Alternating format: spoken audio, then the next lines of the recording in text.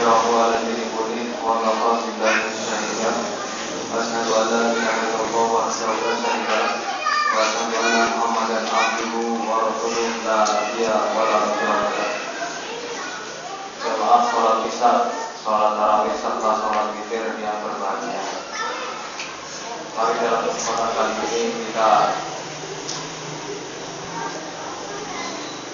marilah kita panjatkan puji syukur kehadirat Allah Subhanahu wa taala yang telah memberikan banyak nikmat kepada kita sehingga kita mampu menghadiri undangan Allah Subhanahu wa taala dalam sehat walafiat. Semoga dalam kesempatan kali ini kita mendapatkan naungan serta berkah dan rezeki dari Allah Subhanahu wa taala.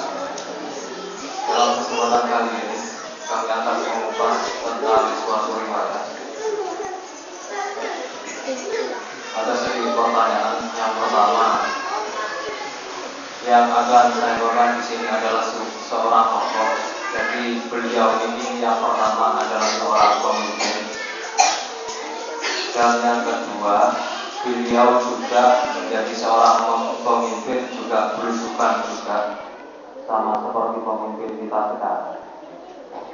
Yang berikutnya pemimpin ini bisa jadi beliau seorang jenderal, pemimpin perang.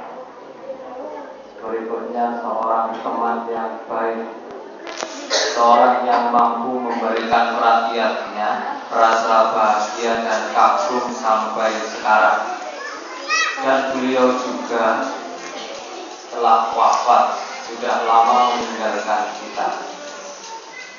Dalam kenyataannya beliau sekarang menjadi tokoh nomor 1 yang diidolakan oleh orang-orang selain golongan Islam juga. Siapa beliau? Beliau adalah Nabi Muhammad SAW. Nah, dalam kesempatan ini ada dua tokoh yang saya ceritakan. Yang pertama Nabi Muhammad SAW dan yang kedua adalah Umar bin Khattab. Umar bin Khattab ini seorang tokoh yang memiliki peran penting dalam dunia Islam. Umar bin Khattab adalah seorang jenderal juga setelah kekhalifahan Abu Bakar As-Siddiq. Nah, beliau memiliki senjata lebarnya, bukan panjangnya, lebar, 2 jengkal manusia.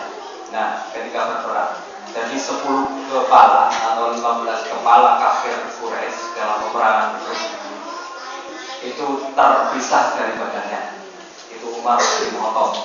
Nah, seorang yang berpengaruh dalam suku Quraisy, dulu suku Quraisy. Nah, ketika masuk ke dalam Islam, Umar bin Khattab menjadi pelopor orang-orang Islam untuk menjadi lebih kuat lagi. Nah, ketika itu pada saat sholat fardu, seperti biasa Nabi Muhammad SAW sebelum sholat fardu pasti melakukan sholat sunnah 2 rakaat, sholat sunnah qobliyah sebelum sholat fardu. Nah, ketika itu pula Umar berada di sampingnya.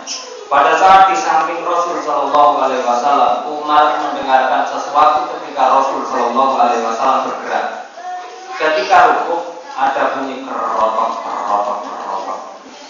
sama seperti suara otot ketika dibawa ke samping kanan, dibawa ke samping kiri, sama seperti teman-teman ketika mau latihan ataupun senam itu berbunyi kerotok, sama seperti ini.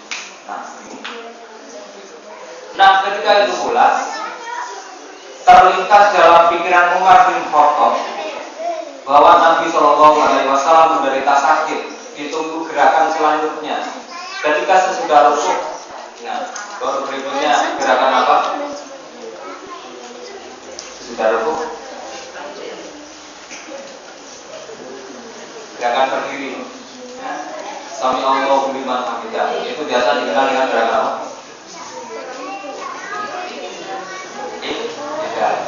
Nah, ketika itu pula Nabi Muhammad tetap sama seperti biasa berbunyi kerotok di bagian, bukan di bagian punggung tapi bagian perutnya.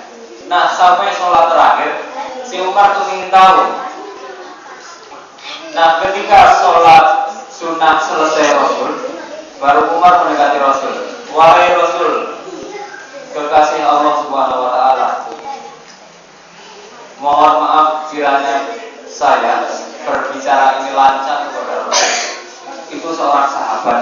Umar berbicara pada Rasul dan pemimpinnya dengan sopan seperti itu. Nah, ketika itu pula dijawab oleh Rasul, kenapa wahai Umar? Wahai Rasul, saya mendengarkan bunyi yang tidak semestinya pada bagian perut Rasul Shallallahu Alaihi Wasallam. Apa yang kau dengar? Sama seperti ketika Rasul ketika berdiri akan melakukan sholat itu merasa kesakitan di bagian perut. Apa yang terjadi pada Rasul Shallallahu Alaihi Wasallam? Apakah Rasul sakit? Ketika itu pula jubah Rasul Shallallahu Alaihi Wasallam dibuka ke atas. Nah, di bagian perut ini berisi tali yang di dalam tali itu ada beberapa kerikil yang banyak kerikil di sana. Nah, ketika itu pula para sahabat bertanya kembali, Rasul, apa yang kamu lakukan dengan perutmu? Wahai Umar, sebetulnya dari pagi atau dari kemarin sore saya belum makan Umar. Ketika itu pula Umar radhiyallahu anhu berkata kembali, Rasul, apakah di rumah Anda apakah tidak ada sesuatu nasi? Wahai Umar, saya minta maaf. Di dalam rumah saya tidak tersisa sedikit pun nasi. Jadi saya di sini berpuasa. Nah, ketika itu pula si Umar menyela kembali, Rasul, mohon maaf kembali.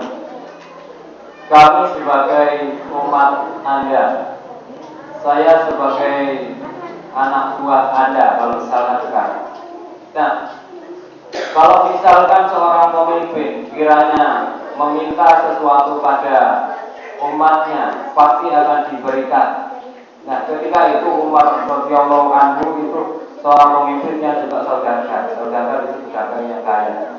Umar bin Khattab, Abu Bakar As-Siddiq, Utsman bin Affan, dan apalagi Abdurrahman bin Auf, itu mereka merupakan orang-orang kaya. Nah, ketika itu pula para sahabat tertegun kembali. Mohon maaf Umar, semua kami sedekahkan kepada fakir miskin.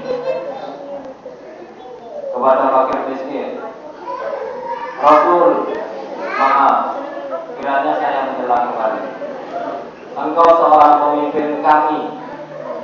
Kalau misalkan kami akan memberikan sesuatu pada engkau, apakah engkau berkenan menerimanya? Umar disela kembali oleh Nabi Muhammad SAW. Saya seorang pemimpin, dijawab kembali. Ketika semua saya berikan pada umat, saya cuma berpikir, biarkan umat saya bisa kenyang ketika di dunia maupun di akhiratnya. Saya tidak mau menanggungnya ketika saya berada di akhirat nanti. Ketika saya berada di surga nanti, saya menanggung beban mereka. Nah, itu seorang pemimpin Nabi Muhammad SAW. Nah, dari sana pula lah Utsman bin Affan, Umar bin Khattab, Ali bin Abi Thalib, Abu Bakar As-Siddiq mulai. Rasul kita seperti ini, pemimpin kita seperti ini. Apakah kita akan menyontoh orang lain yang tentunya tidak semulia beliau? Sekarang yang menjadi pertanyaan, sekarang kita mengidolakan siapa? Kalau di dalam televisi itu yang terkenal ada di belahan dunia itu Korea. Sekarang kita membanjiri televisi. Berikutnya sinetron. Artis ini, artis itu, artis ini. Belum tentu kemuliaannya sama seperti Rasul. Nah, sekarang coba kita tentukan yang perlu kita contoh adalah Nabi Muhammad SAW.